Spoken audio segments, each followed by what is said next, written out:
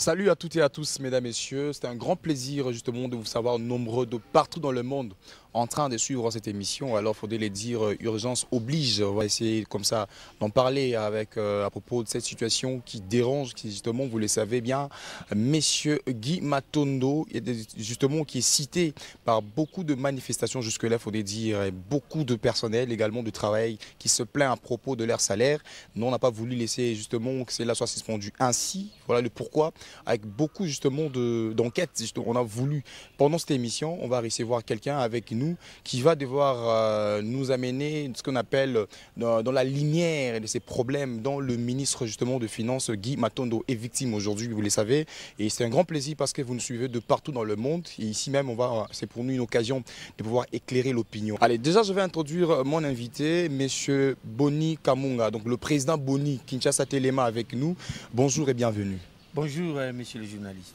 Alors, président Boni, Torosola Bongo, na Munoro eko permettre Batunyo Sobala Nabiso, Kinshasa, ils ont un problème grave pour les lots oyo. Je pense qu'au ministre des Finances, Guy Matondo, les lots oyo, Tozali, une partie de la population oyo, ils travaillent à ça, ils réclamer que foot amara bien parce que pourquoi? Que non, le ministre des Finances, Guy Matondo, a travaillé dans l'état de médiation à Foutarabatouté, tout le monde a marche, tout le monde a manifestation contre eux. Alors, tout le monde parce que aux président qui sont Téléma, ou vivant à Kinshasa, ou à Kinshasa, jusque-là, il y en a beaucoup de réclamations, il faut le dire comme ça. Est-ce que le ministre des Finances, Guy Matondo, est-ce que, il fallait que un moment où tout le monde a que Batunyon so bande ko liambongo à l'état parce que solo bon bongo bande ko futa congolais te bima. Merci de connaître journaliste. D'abord, on a CP le ming du fait de nous inviter à l'émission et puis nous habitons le moment à Lingala. Pour ma selon vous allez pas clair. OK.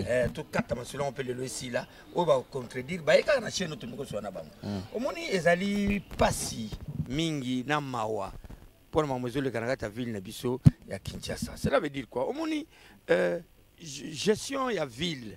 Le ministre des Finances Yemoko a foutu à Batuna nti. Décision ya paiement, il y a agent, il y a ville, Mobimba, Ezali, le conseil des ministres, premier ordonnateur, et gouverneur de province. C'est ça la loi. Le ministre des Finances, on a tout comme il faut tout ils ont raté. On Ezali, moi, un groupe de et puis en plus de ça, les gens doivent reconnaître que la ville à Kinshasa, tellement rétrocession, nous m'avons dit, gouvernement central, on peut pas ça rétrocession. Banda mutuna bino na zoki matata mponyo sami badi banga na rétrocession yakate. Alors ville na conseil de ministres va décider qui va répartir on a taxe on a 400 actes la ville à Kinshasa 400 taxes la ville à Kinshasa. Alors va ça on a ba ministère. Alors va répartir le ministère va mobiliser ba recettes. Alors à partir de la recette on a ceux qui bossent des recettes na acte na bino va juste 50% et tikali pour le paiement. Il y a ba gens et 50% et qui pour le fonctionnement ville. Vous comprenez, comme par exemple, le ministère du Transport.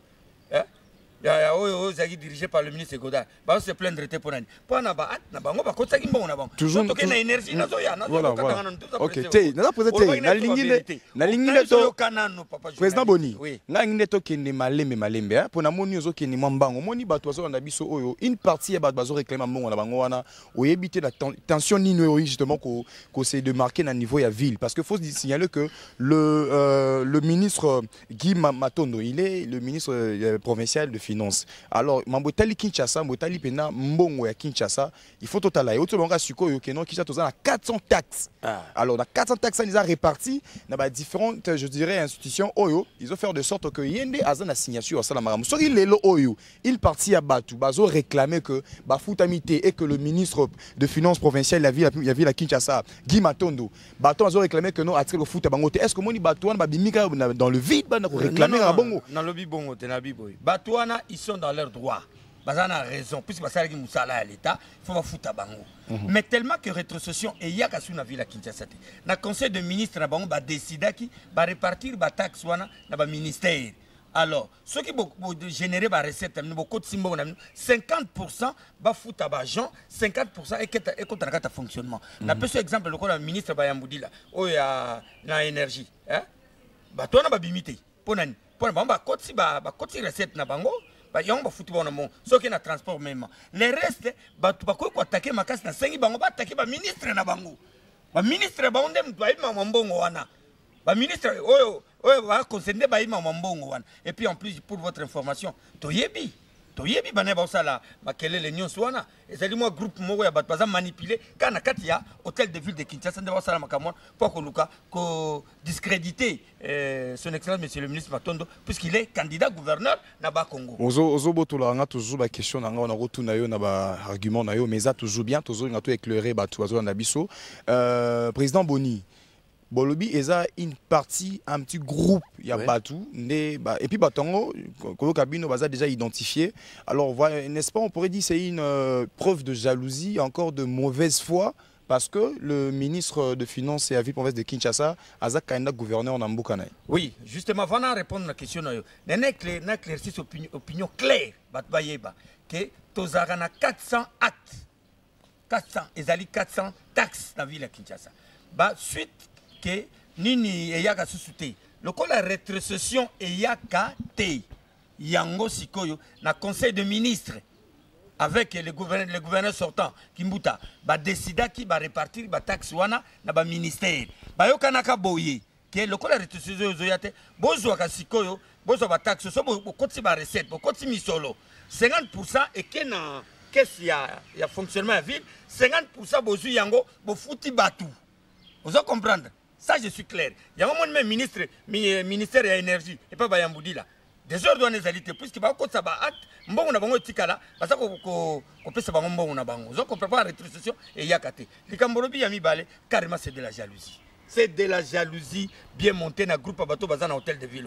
Tous ces batunios batkalo ba induire qui gouverneur qui mbuta le gouverneur sortant, ne ba erreur mingi. On a un débat monté, Makele contre Guy Matondo. Mais M. Guy Matondo a celle qui a bloqué Belé, a balkanisé ville, a foutu à la banque, a sali une recette, a sali bloqué Belé dans la ville à Kinshasa. Voilà. Tous on a siko au cas fonctionnement, il y a recette suana, taxe suana nyonso, nengenini, zorayango, salawana, koyo kayo tozo comprendre que c'est le même bateau, oyo no ministre na bangonde. Baza tombé dans la gestion wana balembo tout consort balingi suko ba ko isaro likolo ya ministre provincial. Alors qu'est-ce que justifie les lots que ce qu'il faut que le ministre de Finances et la ville-province de Kinshasa Guy Matondo qui est candidat gouverneur justement pe Naba Congo comme ça et que les lots oyo a démontré noir sur blanc pour que a bénéficié na innocence na une partie à batu oyo le ba telemi pour na ko réclamer mongo na bango. Comment est-ce qu'il peut justifier cela, son innocence? Mais innocence, c'est un autre bat. Quand il y a un leader d'opinion dans la ville de Kinshasa, on est tenté de dire ce qui est réel, puisque tu as un million régulièrement, un hôtel de ville régulièrement, tu es membre de cas. Pour le moment, au compte du matin, le ministre Matondo a détourné, le ministre Matondo a détourné le véhicule destiné à Babroukoumès. Pour votre information, lundi véhicule jeep zokota oyo basombaki déjà pour na bourgmestre ya ville ya Kinshasa. Chaque commune est un jeep na o bourgmestre kozwa mais balobaki déjà que ministre Matondo a détourné yango. C'est pour te dire que c'est de la jalousie mitema mabe va sentir que ndeko na biso na Guy Matondo kota zokende sera gouverneur au gouverneur à Congo central yango pe comme peut se qui peut le caisse bazu palpite. Voilà, président Boni, au moins sur cette émission, on peut voir la mission sur le site internet est belé partout dans le monde. Ils avaient pour Nakoluka tirer conclusion dans les réseaux sociaux dans le monde sur l'angana. So côté réseaux sociaux la mise sur le monde baza koloba entre le ministre Guy Matondo et le gouverneur, il se passe une certaine polémique là-dessus que baza koyo kanate mon mi balé. Alors nous on veut savoir est-ce que n'est-ce pas que ça peut dû à ma camouillon stozo kawana ko fout à tout et tout consort moi mes gestions moi qui entre Guy Matondo na gouverneur on est sali que badol bageno ba mi balé bazo kanaté parce que les autres ma casse dans les réseaux sociaux oh sali que biso to préféré to ya pega ko c'est l'émission na poto le éclaircissement président Boni et pas notre yeba problème ni entre le ministre Guy Matondo na gouverneur.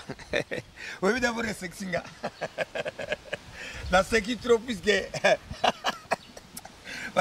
c'est que c'est gâté zolo ba makasi président Bonomoni so seka ngana on dirait que tozo monango eza aventure parce que zolo ba makasi na réseaux sociaux les naïbs ça na ba kinoa que Guy Matondo ana respect makasi envers kulutu na ye André Kimbuta yango bakoyi kozala na problème ata mukolo moko te ngana ya puisque c'est André Kimbuta nde muto asali matondo koma ministre vous comprendre voilà c'est vrai oui c'est son ministre Guy Matondo n'a jamais été ministre na vie na ye premier poste ministère à exercer na vie c'est le Kimbuta mutapesi yango donc on a un problème te et puis Guy Matondo azamona tangi na ba école ba songo za na respect ba c'est pas ba kulutu ba za na problème na vie na yani baza na problème moko te ba réaction sont au beau fixe baza na bango très bien wana ezali bato bazo ngoko sa polémique pour la discussion contre la carte bato ya pamba ezangatina mais je tiens à informer l'opinion le ministre Guy Matondo n'a pas de problème avec André Kimbuta André Kimbuta n'a pas de problème avec Guy Matondo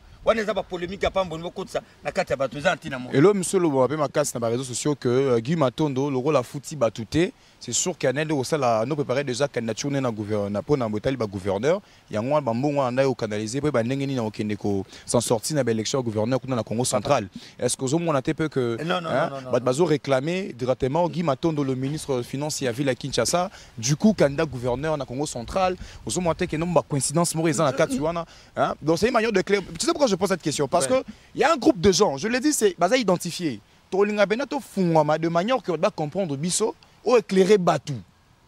Donc la question de tout non, on a posé peut-être non. Est-ce que les attaques non Batou bazole là, c'est sûr qu'à fouta qui peut Batou pas un moment on a qui négocier la campagne naie na motali ba élection au gouverneur na Congo central. D'abord ambition à Moutou, ba ko pekisa Moutou té. C'est ses ambitions d'être aussi gouverneur ba ko pekisa ité. Ça c'est la conscience. Et ça droit naie. Somme d'abord yona matali mais net nga za candidat député. Yo no pekisa ba ambition na. Et bandi comment? Mais papa, tous ba réaliste. Rétrocession et yakate. Vous avez bien rétrocession et yakate. Boyokani na batax pour répartir, bon mobiliser. Chaque ministère est mobilisé mbongo pona ba futa batu. Si ba mobiliser mbongo te na ba ministère wana. Ba futa batu na nini. Et puis si on mbongo ya koyiba, ayibele ngwa. Puisque ba mobiliser l'arte. Si on l'art ba mobiliser te, si on l'art ba yibe uta. Tu comprends un peu le con. Et puis ba ambition mutu, ba ko koboya ngote. Tous les ministres provinciaux de la ville de Kinshasa, ba za candidat député. C'est vrai ça. Sauf Matondo. J'ai dit bien tous les ministres. Ochetembe Ayawa. Ayana plateau.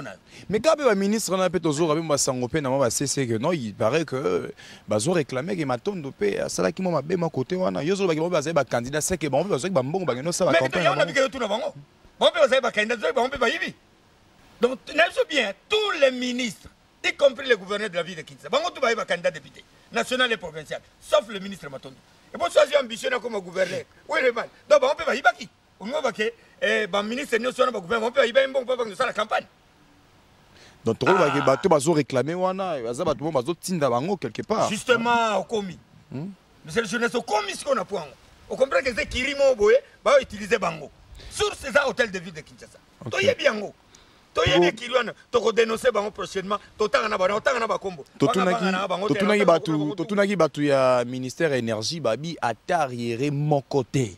Tolongwe wana tokotuna bandeko misusu pe na ministère mususu bali ba transport tout consort ata arriéré mon côté. Alors moi je me demande est-ce que le ministre Guy Matondo azwa kitone ka ya koluka une partie justement et ba ministère mo azwa mbongo ça fait du mal pour moi mususu bazo les bazo réclamer na bangote ba mususu bazo réclamer ça fait un peu louche.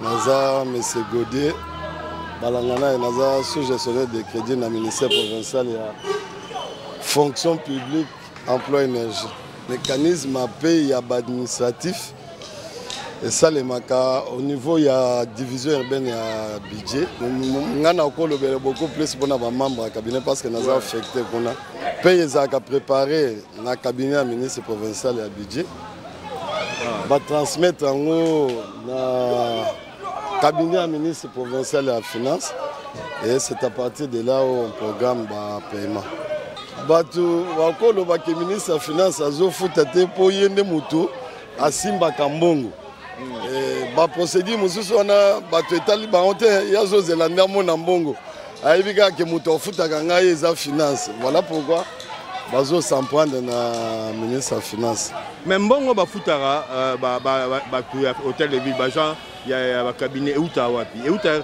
ministre ya finance mutu azalaka nango ye mutu mobiza ngo to ndeni te mbongo nyonso ya ville eutaka nde na ba service générateur ya recette. C'est-à-dire ministère nyonso eza na ba assignation nango ya ba recette. Ce qui ba recette wana bo réaliser yango et côté na trésor urbain, c'est à partir de là nde basali nani plan ya trésorerie ou décaissement pour na au jour d'aujourd'hui biso tozana nyongo te. Bon, ngazo le la ministère Oyo Yangai, ministère provincial fonction publique, emploi énergie. Au jour d'aujourd'hui, les mécanismes mis en place par le ministre de la fonction publique, ensemble avec mes collègues naye, ministre Nangai Abundaki naye, Atosi Yango, bon, on nous a payé chaque fois que tous avons au côté Sambongo. C'était convenu entre le ministre des Finances et ses autres collègues, le ministère Moussoussou, dans le conseil des ministres, en présence du gouverneur, que le col a salimou à Tamoko, recette au côté Moboulou, le ministre va s'impliquer, va sensibiliser le service, notamment la division urbaine, pour mobiliser la recette. Alors, on a mis en place une politique telle que moi, la recette moko boye, la recette on a soki bokotisi mbongo nango, on a créé des comptes dans la banque, les comptes séquestres, comptes paye. Ceux qui mbongo on est koti. Bino moko service mobilisateur on a bokei na banque, bozu ba relevé na bino ezo attester que bokotisi mbongo, boye bolakisi ministre de finance et il y a sengi moninga na ya budget, a saleli bino ba état de pays.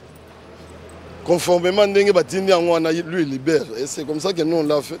Chaque fois, nous avons ça la fout à Gabiso. Biso ministère, Biso, le ministère Nabiso. Mais il y a transport, ils ont fait la même chose. Je crois il y a de cela 2 ou 3 semaines, 3 mois. Et ils continuent encore. On a d'ici la semaine prochaine, d'après les informations, tout d'abord, Lukambo est un service. Et sous l'impulsion, il y a politique à cabinet de tutelle. Alors, le service, on a bango baza service taxateur. Bango ne bayebi ba CGT nyonso ba ke Lukambo. Le reste des étapes talindé de GK. Mais en amont bato babanda pona okendo Lukambo eza bango. C'est comme ça que le ministre des Finances avait dit ba service wana bazo Lukambo. L'air bino cabinet bozo futa mabanyongo na bino faut qu'on pense pe na ba service on a pour motiver bango et c'est ce qui a été fait. Division na biso énergie de moto et le Kambongo wana au jour d'aujourd'hui bazaki na nyongo 2017 nyongo sur 2017 et c'est là. Alors l'air to bandi 1 mois 2 mois 3 mois le ministre s'est dit mais ABC ministre na biso alobi mais dans le ministère, il n'y a pas que la division urbaine de l'énergie. C'est vrai, c'est elle qui génère ces recettes, mais il y a aussi d'autres ministères, d'autres divisions, bien que les générateurs mais les sous-tutelle na yo. C'est comme ça. Babenda Bangope na la division énergie. Nous s'occupe de la division de l'énergie, fonction publique active, fonction publique des retraités et puis la prévoyance sociale. Oui, oui,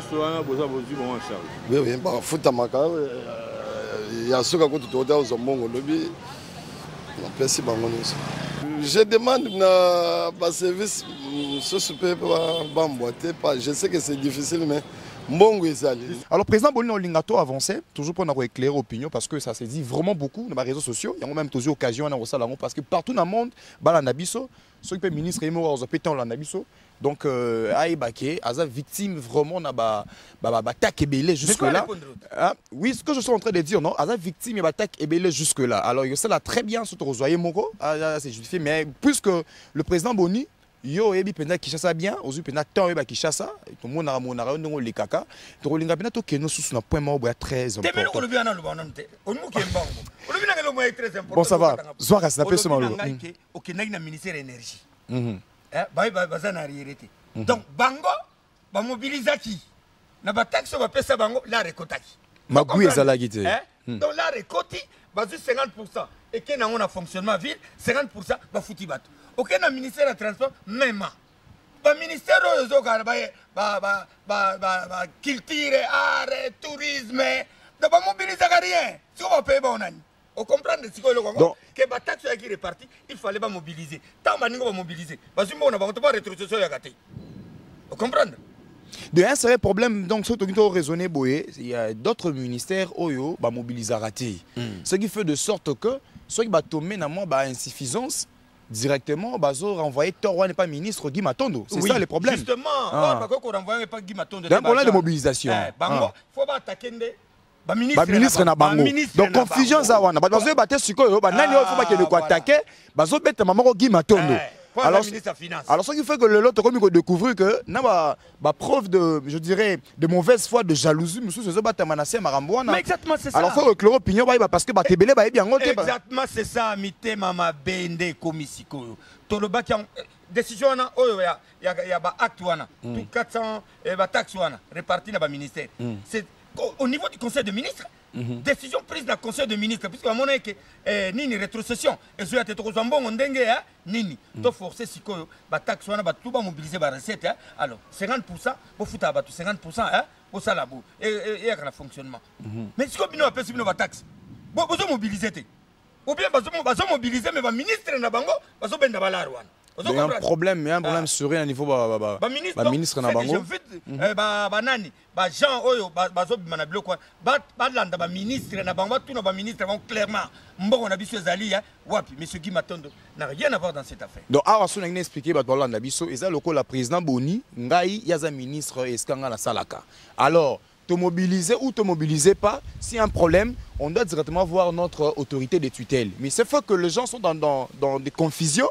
Baza kotika place batuna bazo directement retourna ministre de la finance de la ville province de Kinshasa Guy Matondo pendant que ye aza pour rien na ba faire wana donc si ya magui eza niveau ba ministre na bango donc il faut que l'opinion dans sens on va comprendre et puis pourquoi ils ont entendu que l'air kaka OK Guy Matondo komi candidat ya ngolo de range ba ya zuba mbonga batako sa ba campagne ne kuna pona ba élection ya ngolo de range ministre oyo ba yenyo so ville Kinshasa y compris le gouverneur ba candidat sauf Guy Matondo. Bon, bon, balaro, moi, bango déranger dans l'autre. Balaro, va foutre ba tuté do, ay balaro on a campagne. Donc c'est une grosse parenthèse au fond on a donc soit il faut attaquer bato bazaki ba candidat avant ou ay ko za candidat après. Donc ba attaquer ba ministre na bango, ba éclairci, ba l'accès ba mbongo kei wapi. Pas ba on peut bazalaki ba candidat. Président Boni, quelles sont sur OPS Guy Matondo, candidat gouverneur de la Congo centrale? Je ne suis pas tribaliste. Et ça, c'est l'élection. Nous parlons pour le pays. Ok. Moni rotation peut faire ça la Manaba Congo. Mais Baflé va trop diriger. Maintenant, il faut député provincial il faut que Cataract peut taper la gestion de la province. Total de quoi ils sont capables. Et à niveau il y a Cataract, il y a Nina Bango. Pour le moment, l'homme qu'il faut, c'est qui m'attend, il n'y a pas une autre personne. Mathiate, Neloba Jibé, rien en face. Monsieur Guy Matondo Kindolo, allez Canaan ou à Pepona, on a fait changement. On a fait changement. Bato ba fleuve baleki mo ebele baleki leki. Sikope mutumoko ya nini ale kapé muto Cataract pas les cas. À l'occurrence monsieur Guy Matondo, vous allez voir il y aura un changement. Bah le billet mutuku a initié qui système ya barcanisation pour faire de sorte que la CUNE qui bien avant en matière ya paye et c'est passé de sous-souté, on a connu donc on pourrait dire ça a été un succès une initiative Newana. Mais nous sommes déjà. Na ba balkanisation la ville à Kinshasa. On manipule ba mbongo na maboko na ba banque. C'est lui non?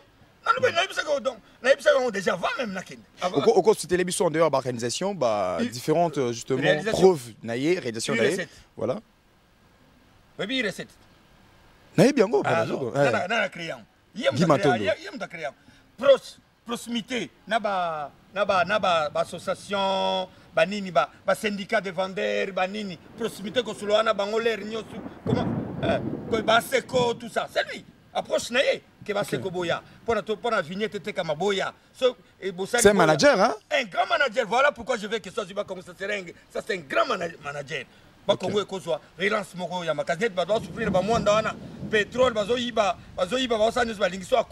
vous allez voir que Mwanda, donc Bakongo va bénéficier expertise naïe, expérience naïe, cursus naïe, ça va permettre au Bakongo et qu'il ne va pas Bakongo et ça na scène en dénga au Saranate. On vous est belé. Na comme ça examen na ville à Kinshasa. Au moins monument qui me pointe. OK. Oui bien monument Kasavu. Guy Matondo kaka. Oh. Acha batu, afuta bango basokola monument ana. Basokola monument. La réalisation nyonso totangela biso wana. Mais na réalisation nyonso totangela biso wana. Donc on nous apprend que Kipwanza même et les monuments il y a Kasavubu, il fait partie également na initiateur bouliste nyonso pour que tous les monuments wana. Kasavubu ça fait plus de 50 ans. Mutozo boule ya ça monument. Asate. Or Guy Matondo Tabia, non, je dois penser à notre pionnier, notre premier président de la République.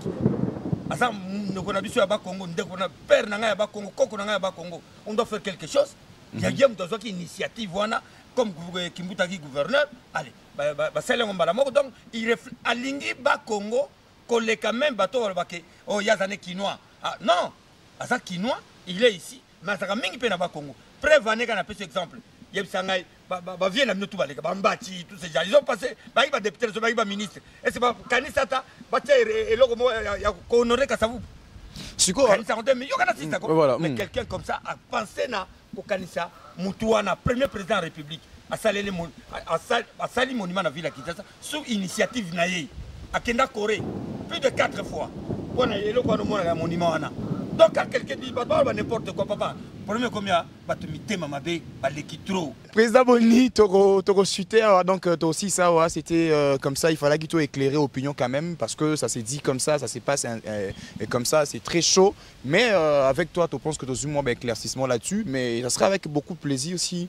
Dans le cas d'émission, quand tu aurais le ministre Guy Matondo, et vous allez très bien. Alors, si tu peux dire un dernier mot par rapport à Sosolo Nayoawa, pour que tu aussi ça. Dernier mot, Elika, tu as député provincial, le candidat est là. Le candidat du changement est là. Le candidat de la rébellion est là. Votez-les pour sauver le Congo central. Le candidat de la rébellion, on la comprend d'autres. Non, quand j'ai dit candidat de la rébellion,